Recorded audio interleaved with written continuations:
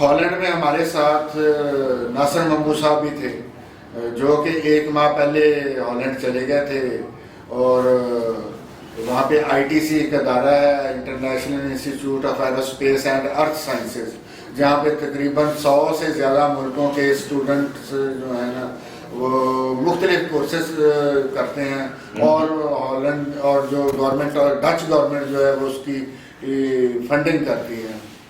تو اس سلسلے میں میرا نام بھی پڑا تھا، تو میں اور میرے ساتھ ایک اور صوبہ سرحد کے جو DFO صاحب تھے، وہ ہم کراچی سے KLM کے ذریعے ہالینڈ پہنچے۔ تو اس دن اتوار کا دن تھا۔ اتوار والے دن جو ہے وہ یہ لوگ سارا دن اپنے گھروں میں رہتے ہیں، ہالینڈ کے جو لوگ ہیں، اور وہاں پہ کپڑے اپنے واشنگ اور اس طرح کی چیزیں کرتے ہیں، جبکہ ایک دن پہلے ہفتہ اور جو جمعہ ہوتا ہے تو وہ انجوائے کرتے ہیں، باہر سڑکوں پہ نکلتے ہیں، پارک میں جاتے ہیں، اس طرح۔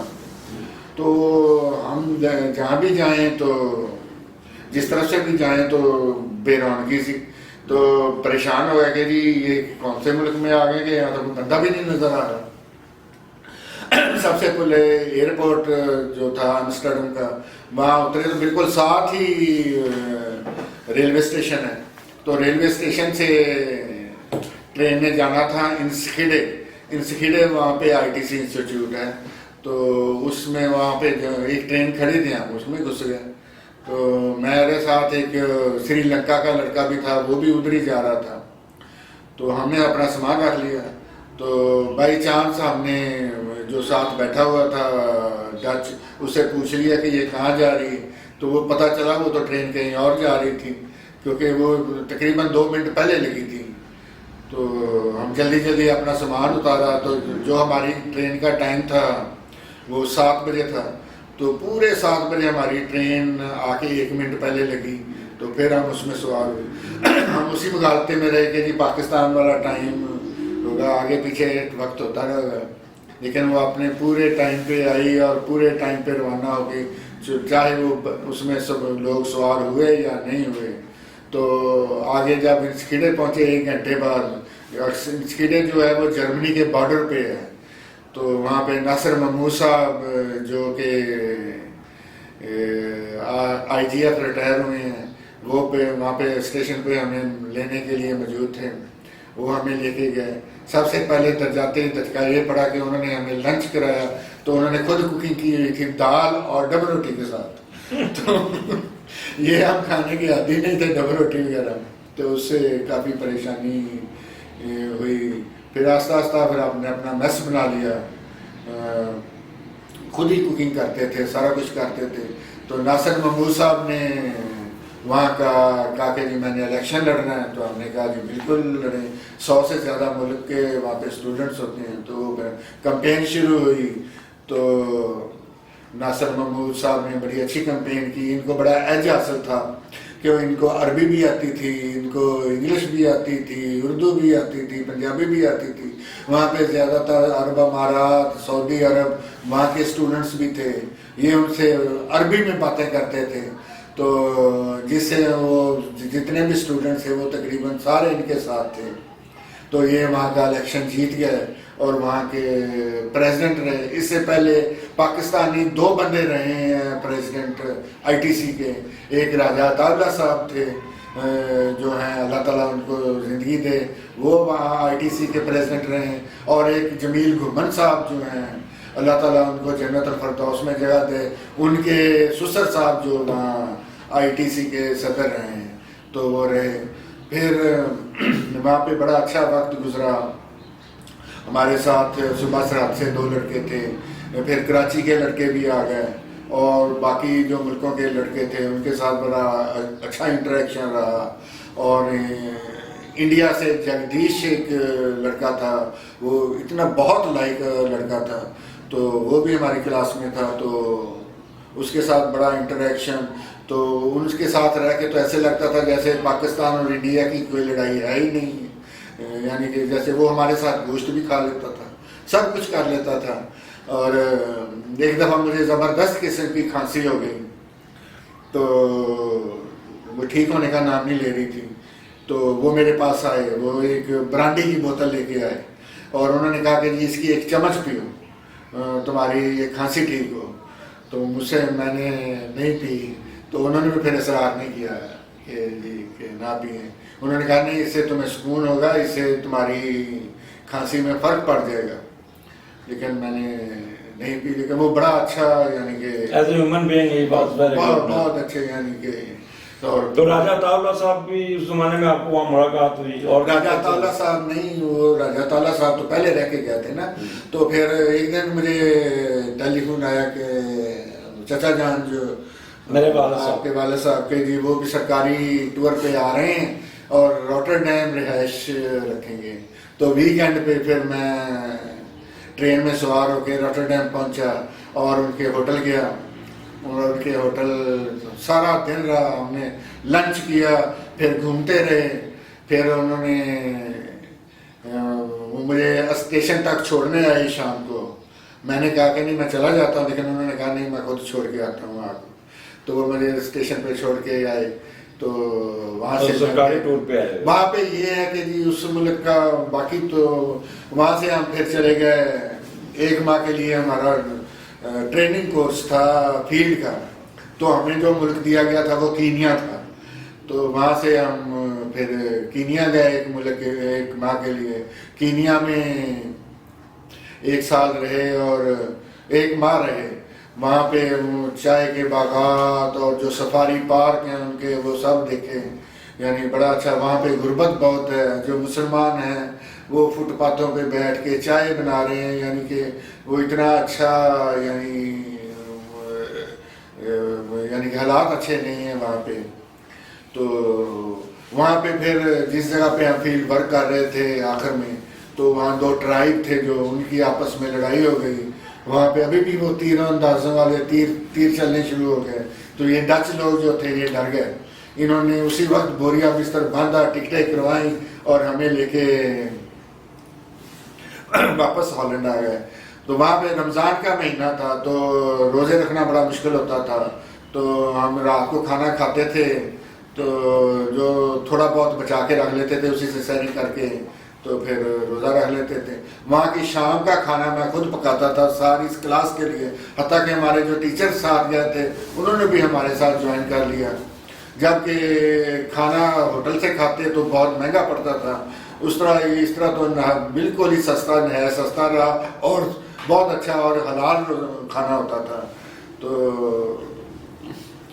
1 سال ہالینڈ میں رہنے کے بعد پھر واپس آئے. بس اب قصہ مختصر یہ آپ کے، کیونکہ ہالینڈ کے واقعے بہت فیسینیٹنگ تھے اس لیے میں نے آپ کو ٹوکا نہیں. اب سیدھا آ جائیں آپ پبلسٹی پہ. وہاں آپ کا زیادہ تر ٹائم پبلسٹی پہ گزرا. ناظرین پبلسٹی کے بارے میں یہ بتانا چاہتا ہوں کہ جب اکمل مرحوم میرے جو جڑواں بھائی تھے وہ باسط صاحب کو انہوں نے ریپلیس کیا تھا، اور باسط صاحب کے زمانے میں پبلسٹی کا کام بہت زیادہ ہوا تھا. وہ سارے پرنٹ مٹیریل لے کے وہ امریکہ چلے گئے. وہاں پہ 29 ملکوں کے لوگ آئے ہوئے تھے اور وہاں پہ ڈسپلے ہوا publicity material. And it is a very good news. اور وہاں پہ وہ سیکٹری شاہ نواز بدر کو بھی انہوں نے میل کی کہ sir Pakistan was declared number 1 country in publicity material. تو یہ آل ایفرٹس جتنی آپ نے کی تھی وہ وہاں پہ امریکہ میں اس کو بہت سراہا گیا، اور باقی لوگ ابھی تک بھی آپ کے ان مٹیریل کو کیش کر رہے ہیں. اس بارے میں آپ نے بتائیں کہ پبلسٹی ونگ میں آپ کا کام کیسا رہا؟ پبلسٹی ونگ میں جب میں نے جوائن کیا تو اس وقت چودھری سلیم صاحب میرے کنزرویٹر تھے. تو وہ انہوں نے میرے آرڈر کروائے تھے بطور، کیونکہ ان کے ساتھ میں نے کمالیے میں کام کیا تھا. انہوں نے کمالیے میں بھی میرے آرڈر کروائے تھے. تو انہوں نے ان کی محبت تھی کہ انہوں نے مجھے پھر پبلسٹی ڈویژن میں لے لیا. تو پبلسٹی ڈویژن میں بہت زیادہ وقت میں نے گزارا. اپنی تقریباً آدھے سے زیادہ سروس تو پبلسٹی ڈویژن میں ہی گزار دی. تو وہاں پہ بہت کام کیا. جیسے فارمر ڈیز بہت منائے گئے. ملک چودھری سلیم صاحب کے زمانے میں وہ ایک پروگرام چلتا تھا ماڈل ولیج. تو جو بٹو صاحب کا اپنا ذاتی پروگرام تھا. मंजूर भट्टू साहब वज़ीर आला थे उस वक्त के। तो उस प्रोग्राम के लिए वो जगह जगह हर गांव में जाते थे, जो मॉडल विलेज बनता था वहाँ का इफ्तिताह करते थे। तो सबसे पहला मॉडल विलेज जो तांदलिया वाला में उनका इफ्तिताह करना था, तो हमारे सेक्रेटरी साहब मलिक मोहम्मद अकरम साहब थे, उन्होंने पब्लिसिटी विंग की ड्यूटी लगाई कि जी वहाँ पे जाके अपनी पब्लिसिटी करें और बैनर वगैरह लगाएं। तो हमने वहाँ पे जाके मलिक चौधरी सलीम साहब और मियाँ शमीम साहब थे कंजर्वेटर सरगोदा, तो उनके साथ मिलके वहाँ पे बैनर्स लगाए, वहाँ पे पब्लिसिटी मटेरियल डिस्प्ले किया। बस साहब मैं कतक आप यहाँ पे कि आपके मैं दफ्तर में देखता हूँ बड़े बड़े प्राइम मिनिस्टर चीफ मिनिस्टर्स के साथ आपकी तस्वीरें, तो उसमें कोई वाक़या याद हो जब आप नवाज शरीफ के साथ भी आपकी तस्वीर है, शहबाज शरीफ साहब के साथ भी है, आपने जो इतने फंक्शन, तो ये आपने मैं पहले वाला वाक़या बता दूं ना कि जो उससे मैं पब्लिसिटी विंग को बड़ा चढ़ावा मिला और फॉरेस्ट डिपार्टमेंट को बड़ा चढ़ावा मिला, बल्कि मलिक मोहम्मद खान मलिक अकरम जो CSP जो बाद में चीफ सेक्रेटरी कश्मीर भी रिटायर हुए, वो बहुत ही वज़ीर आला के करीब हो गए थे वो ये उस फंक्शन की वजह से, उस फंक्शन की वजह से।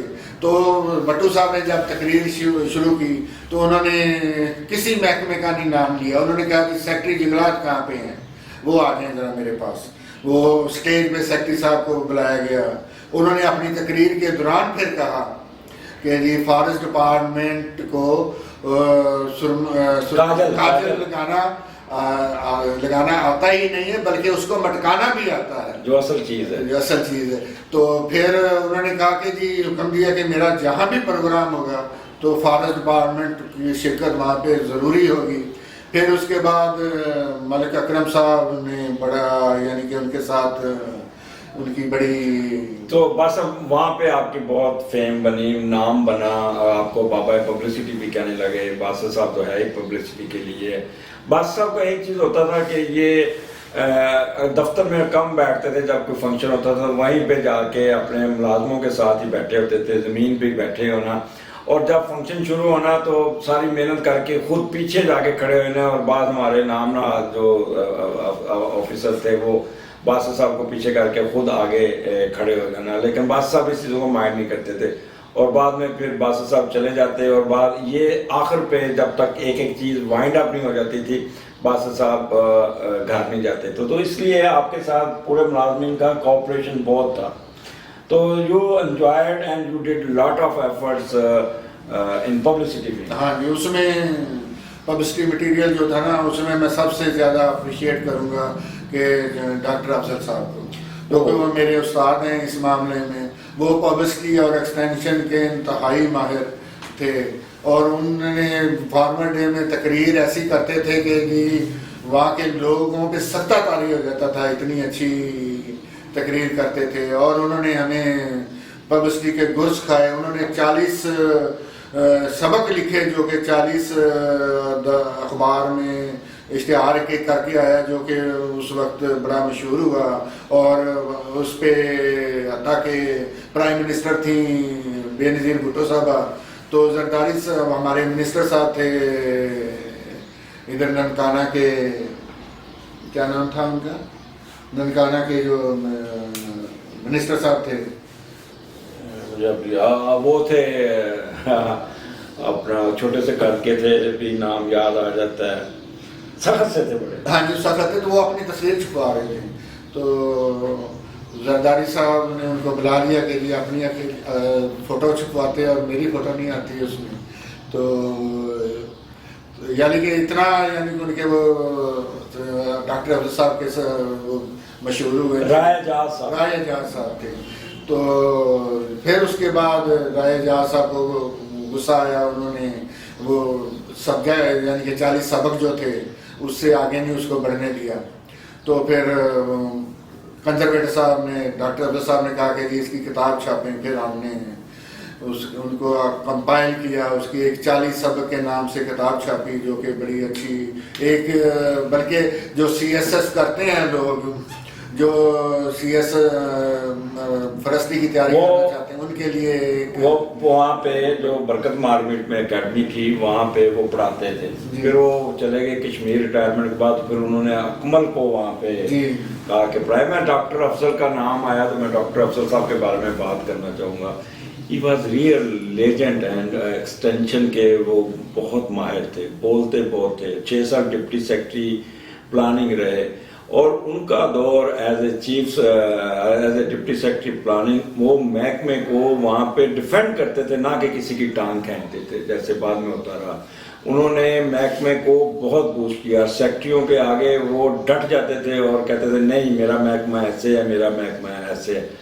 اور اللہ تعالیٰ اس چیز کا ان کو جنت میں ریوارڈ ضرور دے گا, کیونکہ سب وہ محکمہ کا بہت کرتے تھے. بہت ہی وہ اس وقت یعنی کہ صبح آتے تھے آفس میں ان ٹائم اور جانے کا ان کا کوئی وقت ہوتا ہی نہیں تھا. ان کو ساری رات بٹھائے رکھے, اگلے دن صبح 8 بجے وہ پھر اسی طرح فریش ہوتے تھے. اور پھر بس کہتے نوٹ پورشن پہ پوری ڈائریکشن دے کے بھیج دیتے تھے, بارہ فائل نہیں جاتی, پورے ڈائریکشن دے کے لکھتے تھے کہ وہ کہتے تھے نیچے لکھتے تھے میں نے نسخہ لکھ دیا ہے, اب آپ اس کی دوائی تیار کر دیں, یہ لکھا ہوتا تھا نیچے. اکمل ایز اے PD بھی جب رہے تو PD کے ایز اے PD کے اسٹاف افسر رہے تو ڈاکٹر افضل صاحب کا اکمل بھی بہت ذکر کرتے تھے, کہتے تھے کہ جیسا لیجنڈ آدمی ابھی تک ہمارے محکمے میں کوئی نہیں آیا. جیسے ایک چودھری ریاض الحسن صاحب, ایک ملک محمد خان صاحب, دوسرے یہ ڈاکٹر افضل صاحب تھے جن کو فیلڈ پہ اپنے کمانڈ تھا, اور دوسرا وہ ایروگنٹ نہیں تھے, غرور نہیں تھا ان میں. تو بس اب پھر ایز آپ وہاں سے پبلسٹی کا ذکر کافی ہو گیا. ایک میرا واقعہ رہ گیا, آپ سنائیں. میں جب ٹریننگ کر رہا تھا نا ادھر دفتر میں ملک محمد خان صاحب کے پاس, تو ایک بہت سمارٹ سے لڑکا آیا ادھر, یعنی کہ 42 سال کے, جین کی پینٹ پہنی ہوئی جیسے کوئی انگریز ہوتا ہے. تو ملک صاحب کے پاس آ کے بیٹھ گئے. تو میں نے ملک صاحب نے مجھے بلایا تو ملک صاحب نے کہا کہ جی یہ چودھری ریاض صاحب ہیں. اچھا ملاقات ہوئی, میں بڑا حیران ہوا, میں جی بڑا اتنا سمارٹ خوبصورت نوجوان. تو ملاقات ہوئی, پھر اس سے کوئی کچھ دنوں بعد پھر وہ آئے, جوہر آباد میں ان کی پوسٹنگ ہو گئی تو وہ پھر دوبارہ آئے. تو اس وقت ملک محمد خان صاحب نہیں تھے, آفس میں نہیں تھے. تو انہوں نے مجھے کہا کہ آپ میرے ساتھ بیٹھیں گاڑی میں. میں نے یہ تک نہیں پوچھا کہ یہ آپ مجھے کہاں لے جا رہے ہیں, کیا کہاں ہے. تو میں ان کے ساتھ بیٹھ گیا. انہوں نے گاڑی کو جوہر آباد کی طرف موڑ دیا, وہ مجھے لے گئے کہ جوہر آباد اپنے ادھر. میں نے شلوار قمیض اس وقت پہنا ہوا تھا, میرا یا پینٹ شرٹ تھی, ایک ہی جوڑا تھا. انہوں نے وہ مجھے لے گئے وہاں پہ. مجھے راستے میں کہتے ہیں کہ جی میں آپ کو لے جا رہا ہوں کہ وہاں پہ آپ کے کلاس فیلو ہیں الطاف حسین شاہ صاحب, ان سے ملاقات کرانی ہے میں نے آپ کی. میں نے کہا ٹھیک ہے جی. میں نے کہا جی مجھے تو آپ نے موقع بھی نہیں دیا کوئی کپڑے رکھنے کا اور کوئی ہفتہ کے ٹوتھ برش وغیرہ بھی نہیں رکھنے کا موقع دیا. انہوں نے کہا کوئی بات نہیں. انہوں نے اسی وقت ملک محمد خان صاحب کو فون کیا کہ ایک بندہ بھیجیں پیچھے, ان کی کپڑے لے کے آ گئے. اور انہوں نے مجھے ایک ہفتہ رکھا. وہ تھا کہ جی وہ دوپہر کا اور رات کا کھانا جو تھا وہ ACF, اس بات میں تو SDF ہو گیا, ACF کے ساتھ خود کھاتے تھے. تو اور پھر فیلڈ میں لے کے جاتے تھے. فیلڈ میں انہوں نے طرح طرح کے کویشچن کرنے. انہوں نے الطاف حسین شاہ صاحب سے سوال پوچھنا, الطاف حسین شاہ صاحب نے جواب غلط دے دینا. تو انہوں نے کہنا کہ شاہ صاحب ایسے تو نہیں, آپ ایسی غلط بات نہ کریں. ایک سوال انہوں نے الطاف حسین شاہ صاحب سے پوچھا تو انہوں نے غلط جواب دیا. تو انہوں نے پھر کہا, ناراضگی کا اظہار کیا. تو الطاف صاحب نے کہا کہ سر یا تو مجھ سے سوال پوچھا نہ کریں, اگر پوچھنا ہے تو میری بات مان دیا کریں.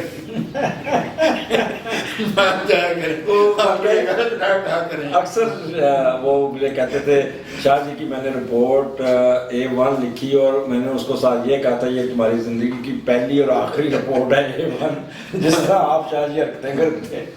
شاہ جی کو انہوں نے ڈیکوریٹ کر کے کمرہ دیا ہوا تھا کہ دوپہر کا کھانا رات کا کھانا ان کے ساتھ وہ کھاتے تھے. اور مجھے ایک ہفتہ رکھا اور بڑی مشکل سے مجھے جانے دیا, جانے ہی نہیں دیتے تھے وہاں سے. چودھری ریاض صاحب جو تھے نا وہ بہت بڑے دل کے مالک تھے اور ایک ایٹیکیٹ, خاندانی میں ایک رکھ رکھاؤ تھا. زمیندار تھے, بیک گراؤنڈ تھی ان کی. بادشاہ अब जब हमारा स्टाइपेंड 900 रुपये आता था तो ये हॉलैंड से आए तो मैं और नसीर मिलने गए तो एक लड़का सा बड़े खूबसूरत कपड़े पहने, हाफ स्लीव और बूट इनके देखने वाले थे। ये हम लोग कहेंगे गोरा गोरा हमारा कार भी वहां से ही लेके हाँ कार गोरा, हाँ गोरा ये कौन मारा, कौन सा ऑफिसर आ गए, कहते चौधरी आसफ। तो ये ऐसे खड़े थे सीट पे, खड़े खड़े डाक निकालते थे और चुप के फाइल में। ये चीज़ें मैंने उनसे सीखी थी। मेरे बच्चे कहते आप फाइल उठा के क्यों फेंकते नीचे, मैं कहता चौधरी आसफ से मैं बड़ा इम्प्रेस हुआ था, तो वो फाइल पे दस्तखत करके फाइल नीचे फेंक देते थे। तो उनको कहा ये हमारा स्टाइपेंड का इस तरह केस होता था, गर्ल नहीं कोई जाए आप, बस आपके पीछे ऑर्डर आ जाएंगे। एंड वाकई बात साहब उन्होंने हमारा 17 ग्रेड के इज इक्वल टू बेसिक पे के 900 से 1600 उन्होंने पहले तो ये हुआ कि जी 900 से आपके जो स्टाइपेंड है वो अनहास किया जाता है 1600।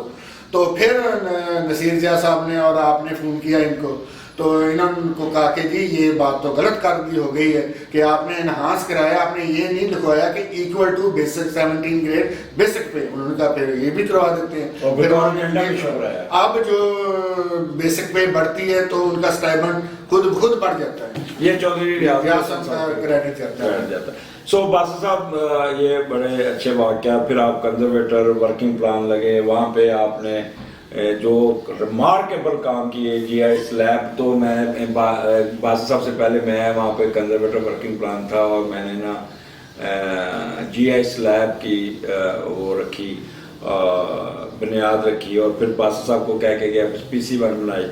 तो बस अब जब आप आए तो सारा काम तो फिर जीआई स्लैब का और ऑफिस की रेनोवेशन आपके ज़माने में। हाँ जी, तो फिर वो GIS लैब बिल्कुल एक नई चीज़ थी, हमें पता भी नहीं था कि GIS होती क्या है।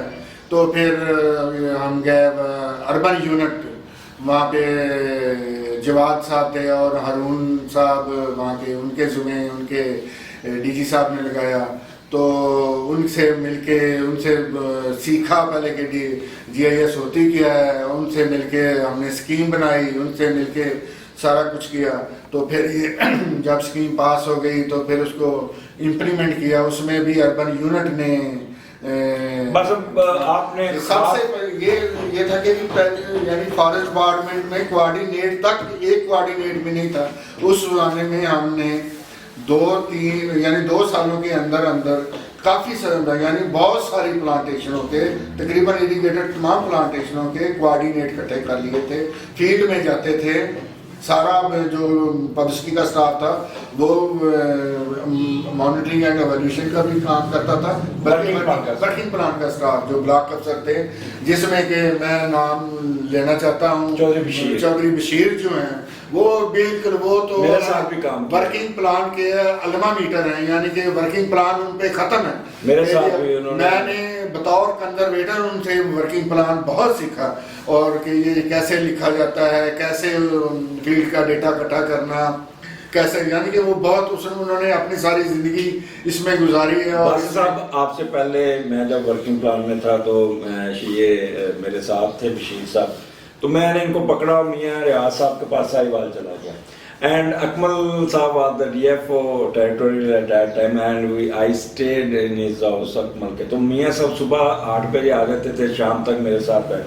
तो मियाँ रियाज साहब ने मुझे वर्किंग प्लान बनाना सिखाना और लिखना सिखाया और मुझे कई बातें मेरी क्लियर नहीं थी जो उन्होंने मेरे कंसेप्ट किए। आप भी आज मेरे हर वर्किंग प्लान में एट्रीब्यूट है मियाँ रियाज साहब का। और जब आप बादशाह साहब आप भी वर्किंग प्लान में है तो वो यूज टू कंसल्ट मियाँ रियाज हक जो जिनको फॉरेस्ट्री पे काफ़ी अबूर था, ख़ास तौर पे IP प्लांटेशन की कैलकुलेशन है, उनका वाटर कैलकुलेशन, वाटर डिस्ट्रीब्यूशन, ये इस पे मैंने ये चीज़ें उनसे सीखी। और फिर मैंने 6 वर्किंग प्लान IP के लिखे और जिसको मैं टिप पे ये मैं इसको भी एट्रीब्यूट मियाँ रियाजुल हक को। और आपने उसके बाद 3 वर्किंग प्लान आपने लिखे। मैंने लिखे 5, अप्रूव 3 हुए और 2 पाइपलाइन में थे। तो लेकिन हम मियाँ साहब की अप्रूवल के बगैर एक दफ़ा ड्राफ्ट जरूर भेजते थे कि जी एक दफ़ा देख लें इसको, एक दफ़ा आपकी नज़र से गुजर गया तो تسلی ہو جائے گی۔ اپنا بس اب ایک ہمارے، میں آفیسر کا نام نہیں لینا چاہتا، 3-4 آفیسر تھے جو anti working plan and they at the end they succeeded, وہ ورکنگ پلان کو نا ختم کرنا چاہ رہے تھے۔ سو میں نے میاں صاحب کو فون کیا، میاں ریاض صاحب کو، میں کہا میاں صاحب وہ تو انہوں نے کمیٹی بنا دی جس میں وہ بھی ہے، راجہ عطا اللہ صاحب بھی ہیں، اور کہ یہ ورکنگ پلان ختم کیے تھے۔ کہتے ہیں کرنے دو، ان کے پاس کوئی چیز ایسی نہیں نکلے گی جس سے یہ ورکنگ پلان میں کوئی نقص نکال سکے۔ سو وہ میاں صاحب کی بات صحیح نکلی، اور راجہ عطا اللہ نے کہا کہ ورکنگ پلان تو صحیح لکھا ہوئے ہیں، بہت ایکوریٹ ہے، آپ ان میں جو کرنی ہے وہ امپلیمنٹیشن کی کمی ہے، وہ فنڈز کی کمی ہے، فنڈز کی کمی ہے۔ تو وہ جو ایک انٹیریئر موٹیو تھا کہ ورکنگ پلان کہتے تھے 200 ایکڑ لگانا چاہیے، لگا 2,000 ایکڑ تھے، اس کو کور کرنے کے لیے یہ ایک مہم چلی تھی۔ بات صاحب آپ نے بھی نوٹ لکھا تھا۔ سو باسط صاحب کے کریڈٹ میں 5 ورکنگ پلان تھے، لیکن 3 پبلش ہوئے، 2 کو وہ سیاسی ڈپارٹمنٹل سیاسی رنگ میں رک گیا۔ اس کے بعد بس اب آپ کے جانے کے بعد ایک ورکنگ پلان بھی سینکشن نہیں ہوا۔ اب کتنے سال ہو گئے ہیں؟ لاسٹ ورکنگ پلان میں 7-8 سال ہو گئے۔ تو پھر آپ چیف پی ایم ای لگ گئے، اور وہ آپ کو کیسا لگا؟ What was the difference between C C F post and C F post? And one thing I want to clear that at that time when Basat Sahab was CF working plan, میں وہاں پہ planning wing میں آ گیا تھا۔ میرے ساتھ جو hidden میرے دشمن تھے، انہوں نے مجھے چیف کی پوسٹ سے اتار کے مجھے لے آئے تھے، تو میں باسط صاحب کے ساتھ کام کر رہا تھا۔ تو باسط صاحب کو میں جو کام کہتا تھا، باسط صاحب دن رات ایک کر کے مجھے کام بھیج دیتے تھے، باسط صاحب کرتے تھے۔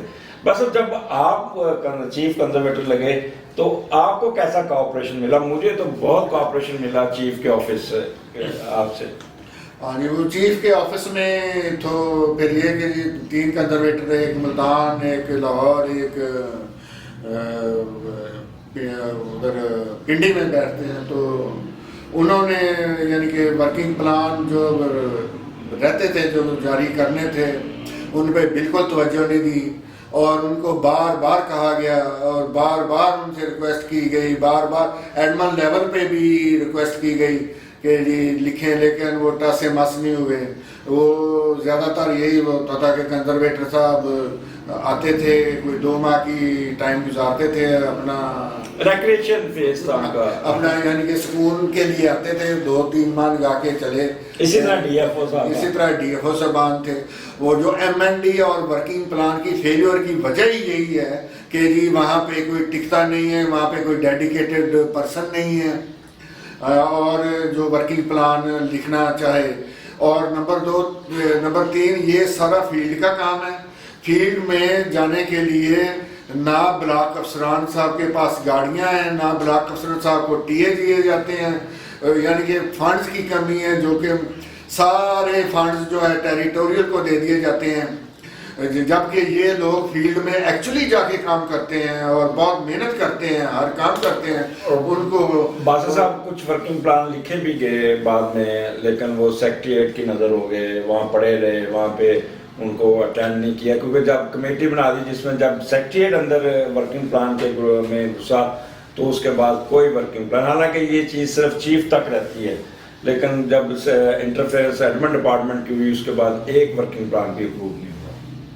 سو آپ نے as a P M E کے طور پہ کافی پریشر، یعنی پی ایم ای میں یہ تھا کہ جی میں آپ نے یعنی کہ مجھ میں ایک تھوڑی سی کمی ہے کہ میں ذرا کم گو ہوں، یعنی کہ بولتا کم ہوں۔ پی ایم ای میں میٹنگز بہت زیادہ ہیں، یعنی کہ پی این ڈی میں میٹنگ، پھر اس کے بعد